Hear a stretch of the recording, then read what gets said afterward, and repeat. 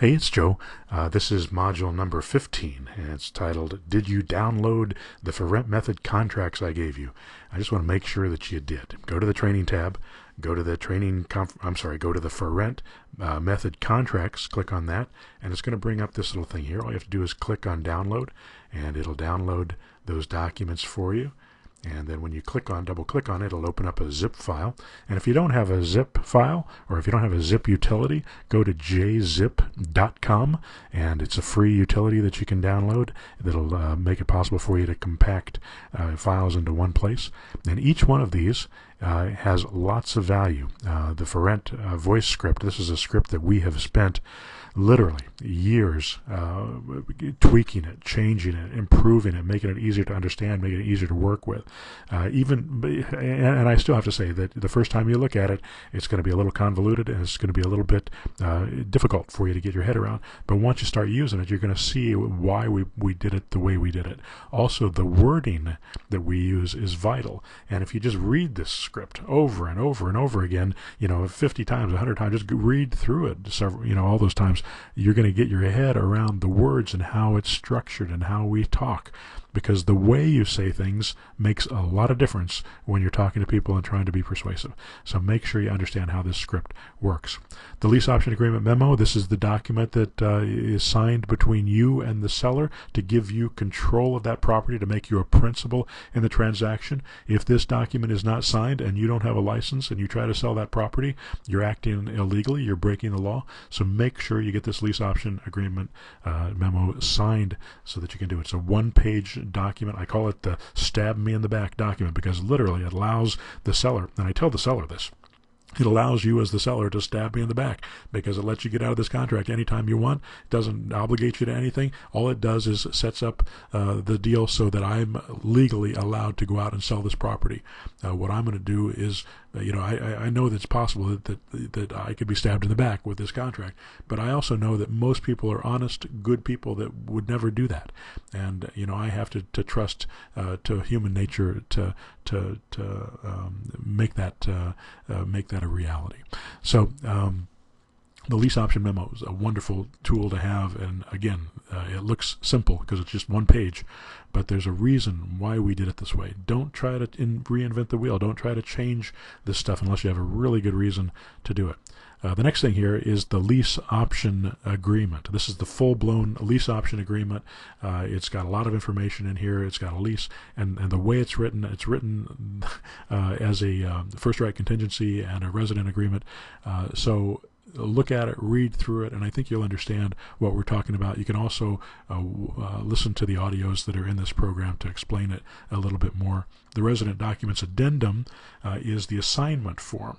You're not going to be signing this resident document, this lease option agreement. You're going to be signing the resident document addendum, because what you're doing is assigning your right to buy, what you got with the lease option memo. You're going to reassign your right to buy over to the new buyer. So it's the new buyer and the seller that's going to be signing the lease option agreement. It's all three of you are going to sign this one. The seller, the new buyer, and you are going to sign this one. And these are going to be the final two documents, and then this one will be discarded. And then this is the tenant application that people need to fill out so that you can give that to your seller along with a credit report that they can pull up for themselves. You don't need to pull it up for them. Let them pull it up themselves. It'll save them from getting an inquiry on their credit report, which reduces their credit, which the reason they're buying lease option in the first place is because their credit's not good enough to go out and buy a conventional loan, which is 75% of the population, by the way. So there's a lot of buyers for lease option buyers. So you get them to fill this out. You get them to print out their credit report. You tell them, look, we know that there's going to be dings on it. That's why you're buying lease option. That's not a problem for us. What we want to know is that you can make the monthly payments. And when you qualify these people, qualify them based on their payment shouldn't be much more than a third, maybe 35, maybe 40% of their total revolving income, their total income, gross income every month. So that tenant application will go to the seller. So when you first talk to the seller, you're going to get the lease option agreement memo signed. Then when you find your buyer, because once you have that under your control, the house under your control, you go out and find a buyer.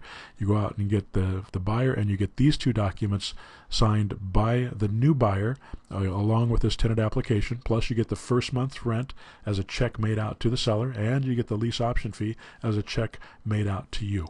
And that's when the deal closes. You take the deal to your seller, lay it in front of them, or have somebody else lay it in front of them.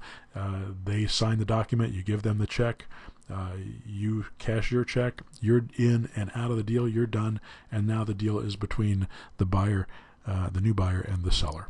And that's all you have to worry about.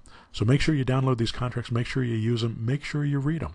I had a student that the first deal she ever did, it took her 3 hours to get through the document and look through it and try to figure out what it said.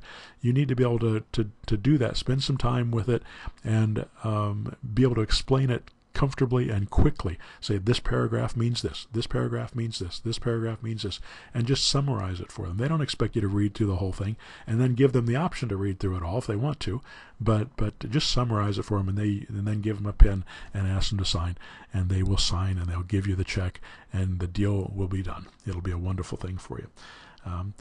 All right, that's all you need to know for now.